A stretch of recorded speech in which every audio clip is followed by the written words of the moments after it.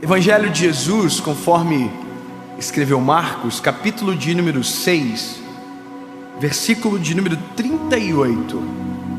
Essa é uma daquelas histórias de Jesus aonde nós conseguimos encontrar muita, mas muita lição importante para nós. Olha só, Marcos 6:38 diz o seguinte: Jesus perguntou: quantos pães vocês tende? Ide e vejam. E quando souberam, disseram a Jesus: 5 pães e 2 peixes.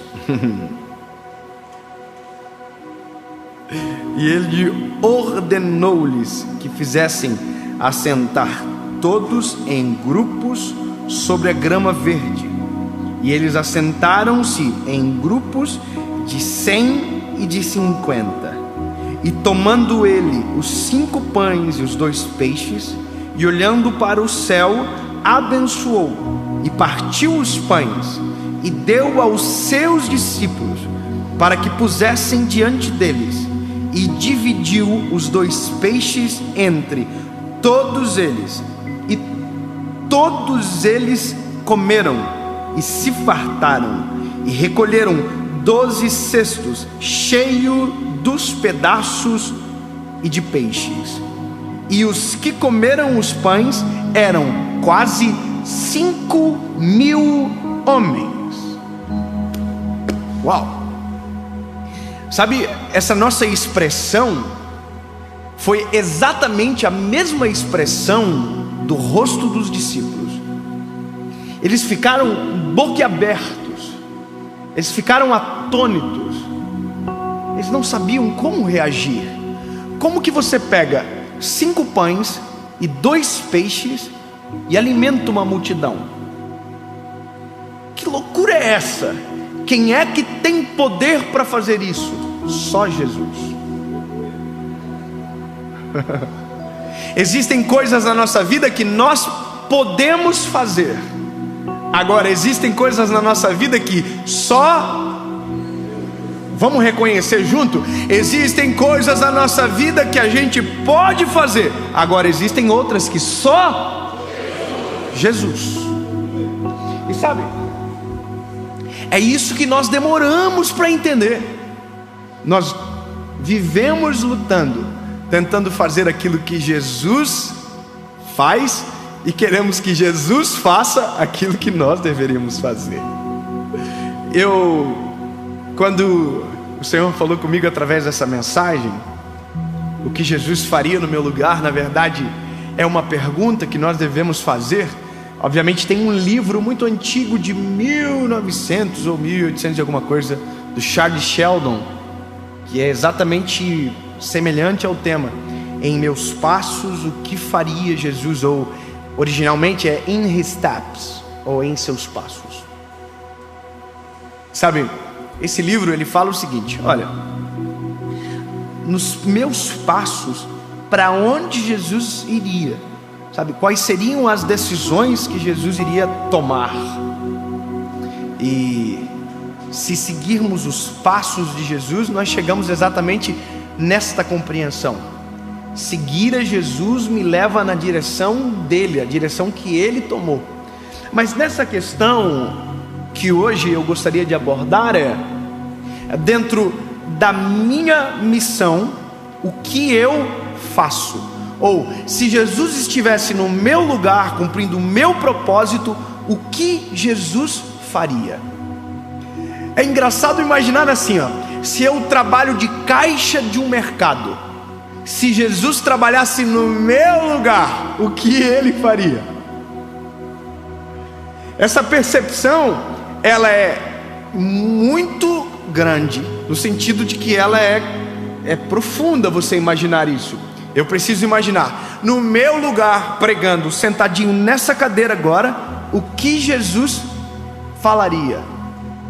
E por mais que seja o Dave falando aqui, mas no meu secreto, a minha pergunta é: Jesus, o que eu devo falar Afinal de contas, a mensagem é dele, eu sou só o pregador. A pergunta para você é: primeiro, aonde você está, Jesus estaria?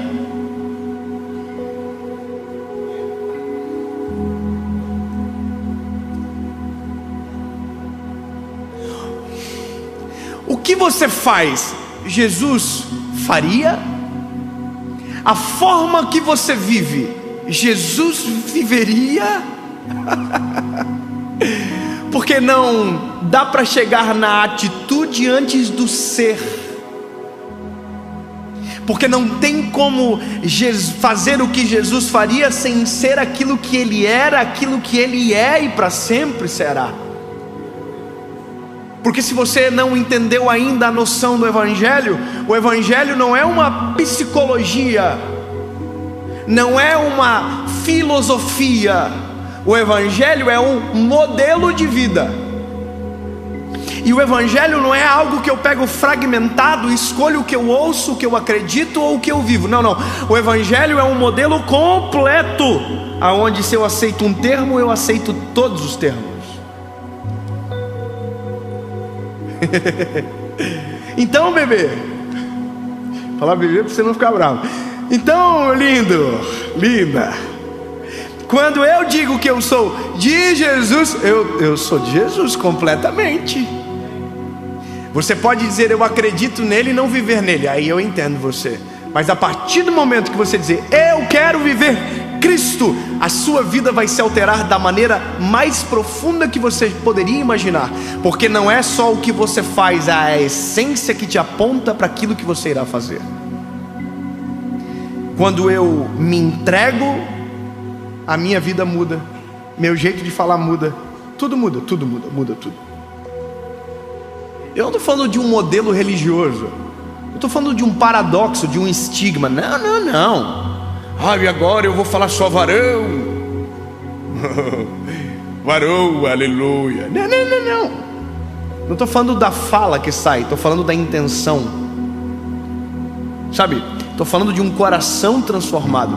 Porque tem gente que muda tudo. Muda a forma de vestir, muda a forma de falar, muda tudo que é externo. Só esquece do que está aqui dentro. Aqui dentro está apodrecido, mas por fora está, uau, que lindo. Não existe roupa de crente, não existe fala de crente, existe vida. E eu vou dizer o que é crente. Crente é o que crê. Não estou falando do crente da igreja. Não. Crente é o que crê. Eu creio. Se creio, transformo na minha realidade. Eu preciso começar a pregar. Olha só. Tem uma coisa aqui. Jesus está dando um modelo de gestão dentro daquilo que é o seu propósito. A gente não percebe, mas Jesus está mostrando exatamente o que ele faz na posição que ele está. Vai ficar mais claro. Olha que interessante. Jesus, ele é o Messias, ele é o Salvador. O homem pode salvar a si mesmo? Não. Quem pode fazer isso? Jesus. Então, Jesus veio para fazer aquilo que só ele poderia fazer: salvar. Amém? Perfeito. Então agora olha só esse cenário. Jesus está no meio de uma multidão e a Bíblia diz que ele pregou. Eu posso pregar? Posso sim ou não? Então, Jesus era a mensagem e ele estava pregando a mensagem. Amém? Mas isso eu também posso, sim ou não? Eu posso salvar você? Então, no que eu devo concentrar? Em pregar. Tá comigo? Então, eu não salvo, eu prego. Então, a minha vida, batalha não é para salvar você, porque isso não é eu que faço. Minha batalha é que eu pregue. Eu prego. Você conhece Jesus. Jesus salva você. Está entendendo? Funções. Agora olha só. Eu prego, Jesus salva. Eu posso tomar a decisão de reconhecer Jesus por você? Jesus pode tomar a decisão de reconhecer a Ele mesmo por você? Quem pode? Tem um hino que fala isso, cada um no seu quadrado. Vamos continuar. Aí a Bíblia diz o seguinte: Jesus pregou. Agora olha que interessante, todo mundo está com fome, a notícia chega para Jesus, e Jesus diz para os discípulos: vão para o meio da multidão e encontrem o que tem de comida. Por que Jesus não foi para o meio da multidão atrás de comida? Por quê? Mas aqui a questão é: por que Jesus mandou alguém fazer aquilo que ele poderia fazer? E eu vou explicar um outro princípio do modelo de gestão de Jesus. Preserve as suas energias para fazer aquilo que é o principal, e deixa que o secundário seja a missão principal de alguém. Pode ser secundário para você, mas para alguém pode ser a missão principal. Eu vou deixar mais claro. Quando a gente olha para o nosso modelo de vida, quando a gente olha para a nossa realidade, em todas as áreas, nós somos aqueles que tentam fazer de tudo. Nós fazemos tudo, e quando olhamos para aquilo que fazemos, descobrimos que nada bem feito fizemos. Eu vi um vídeo esses dias, a menina falando assim, olha, não, ela estava dando todas as atividades, e ela disse, sabe qual é o segredo? Faça tudo mal feito. Por que eu estou dizendo isso para você? Porque uma das percepções que eu tenho tido dentro da nossa geração, dentro daquilo que chega para nós, é que ou nós estamos tentando fazer aquilo que Jesus, só Ele pode fazer, ou nós estamos tentando fazer aquilo que alguém deveria estar fazendo, e a gente esquece da nossa missão principal. A gente se preocupa com tudo e esquece daquilo que Deus nos deu. E eu vou te dizer por que acontece isso. Porque a gente não descobriu de maneira verdadeira o nosso propósito. Quando a gente não sabe qual é o nosso propósito, em todo tempo a gente está tentando fazer aquilo que alguém está fazendo, ou a gente está interrompendo, interferindo na missão de alguém. Um dia um amigo meu, que hoje é diretor da nossa associação evangelística, falou para mim, Dave, o que você faz na igreja? E eu disse para ele, eu prego, eu dou aula na escola dominical, eu sou líder de jovens, eu faço lavação de carro no final de semana, eu fazia tudo. E ele disse para mim, e o que você faz bem feito? E eu, com muita humildade, disse, tudo. E ele falou, não. Pode ter certeza que você não faz bem feito, porque quem não sabe o que procura, quando encontra não percebe. Se você não sabe quem você é e o que nasceu para fazer, tudo o que faz acaba sendo de qualquer forma, porque os teus olhos, o teu coração não está naquilo. É a mero ativismo. Você faz tudo e não faz nada. E naquele dia eu entendi, então eu vou tomar uma decisão. Eu sou um pregador do Evangelho. Tudo o que eu fizer vai apontar para essa missão. Eu sou um pregador do Evangelho. Aqui mora uma coisa riquíssima. Jesus sabia quem Ele era, e por isso fazia aquilo que era competente a Ele. Ele sempre soube do início ao fim o que veio fazer. A salvação era a primazia do seu ministério. Então a multidão está com fome. Quem pode alimentar a multidão? Jesus. Só que Jesus sabe delegar missões. Diz, busquem alimento. Aí o alimento vem. Quem é que multiplica o alimento? Os discípulos ou Jesus? Jesus multiplica o alimento. Ele divide em 12 cestos e dá uma ordem: vão até o povo, coloquem montes de pessoas, separem 150. Quem foi que fez? Jesus dividiu o povo ou os discípulos dividiram o povo? Os discípulos. Jesus poderia fazer? Sim, mas tinha gente para fazer. Agora olha que interessante, ele multiplicou, mas quem serviu? Quem serviu? Os discípulos. A pergunta é: quem que abençoou o alimento antes que ele fosse servido? Jesus. Você entende que na mesma história existem várias funções e que a história é tão perfeita porque cada um fez aquilo que era para fazer?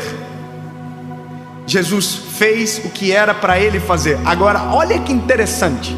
Chega no final, os discípulos estão tudo com a boca assim aberta. Oh my God.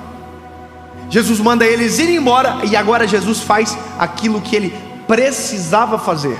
Ele despede a multidão. Ele despediu a multidão. Início, meio, fim.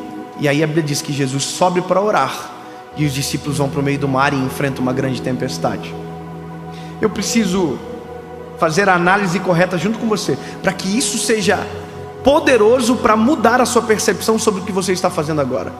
A primeira coisa que você precisa identificar: aonde você está, Jesus estaria. O que você faz, Jesus faria. Dentro da sua missão, o que você tem que fazer, o que Jesus pode fazer e o que alguém pode fazer por você. Quando eu descubro essa organização dentro da minha vida, eu me torno extremamente eficaz naquilo que é o meu chamado. Então, eu sei quem eu sou. Quando descubro quem eu sou em Jesus, eu descubro o que eu devo fazer nos meus passos, ou em meu lugar, o que Jesus faria. Eu só sei isso porque a consciência de Jesus está em mim. Então tem coisas que eu digo: Jesus, só tu podes fazer. E tem coisas que Jesus diz: lindão, isso você pode fazer. Então, partindo dessa premissa, a nossa vida se resolve de uma maneira muito extraordinária. Porque na verdade a briga, a batalha, a luta, a dor de descobrir o propósito, ela só é eficaz no resultado de saber a resposta quando buscamos no Senhor. Sabe qual que é o problema? É que eu tento buscar o meu propósito no propósito de alguém o tempo todo. Eu tento fazer aquilo que alguém está fazendo o tempo inteiro. Se eu focar no meu chamado, eu sei quem eu sou e o que eu devo fazer. Vou te dar um exemplo bem simples. Eu sou um evangelista. É isso que eu sou. Eu prego de maneira simples. E eu também não sei pregar de maneira complexa. Eu sou assim. É o meu jeitinho. É assim, eu sou assim. Eu amo ouvir o ministério de mestre. É lindo. Sim, é lindo, maravilhoso. O mestre, ele prega de uma maneira diferente. É muito mais expositivo. É ensinamento, é diferente. É um ensinamento diferente. Agora, qual é o negócio chave aqui? É porque se eu não cuidar, eu tenho vontade de virar o mestre e esqueço de ser o evangelista.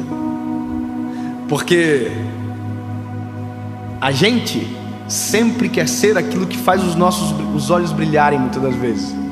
Sabe, é lindo, uau, é isso que eu vou ser. Aí a consciência de Jesus em nós diz: não, eu te chamei para um outro propósito. Aí olha que interessante, dentro do meu chamado eu descobri uma coisa: como evangelista, as pessoas elas vêm para Jesus e depois o que acontece?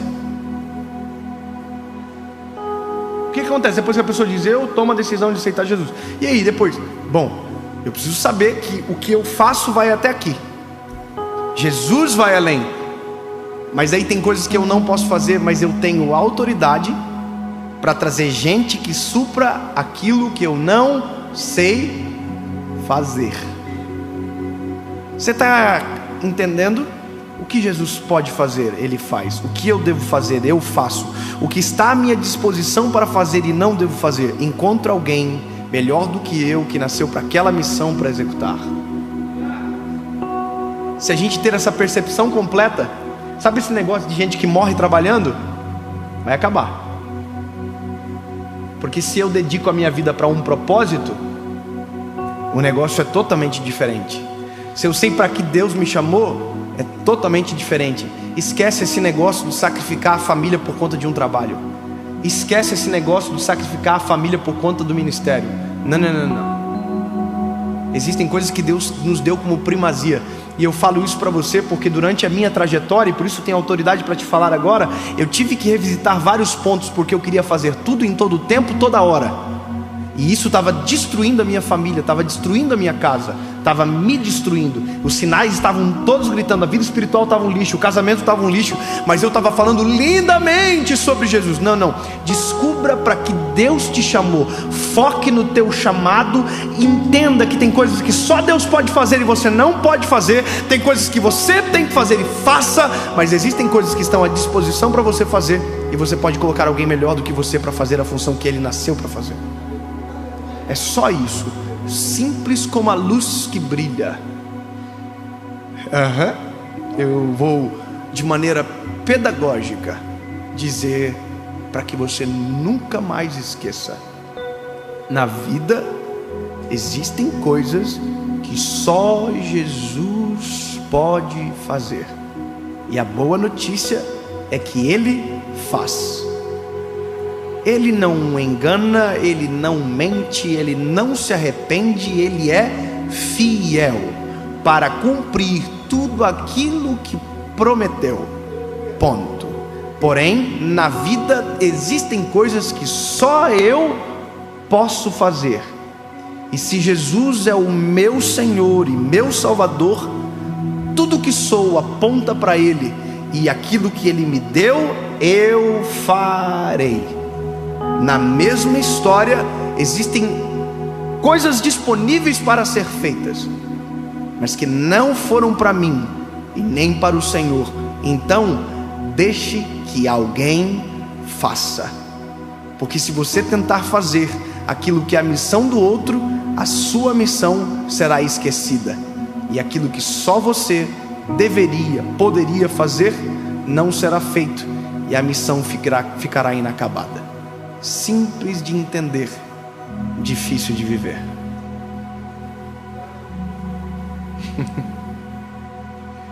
Pode falar a verdade, é difícil de viver, não é?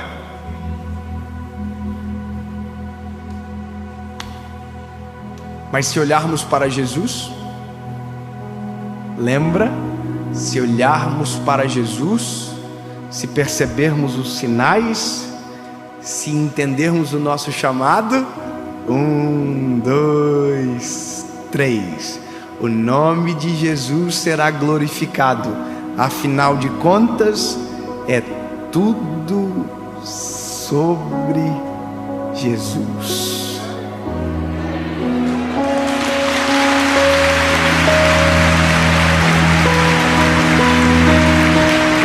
Deus, em nome de Jesus, Pai, sabemos que tudo que o Senhor tem para nós é vivo e real.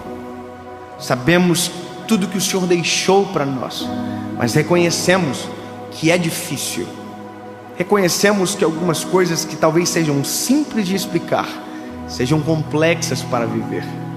Porém, isso não nos fará desistir. Jesus, eu quero. Diga você: eu quero viver o teu chamado sobre a minha história. Eu quero cumprir a tua vontade na terra.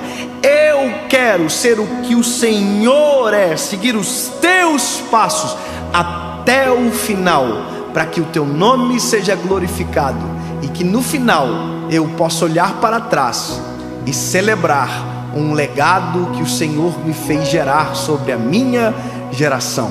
Em nome de Jesus, amém.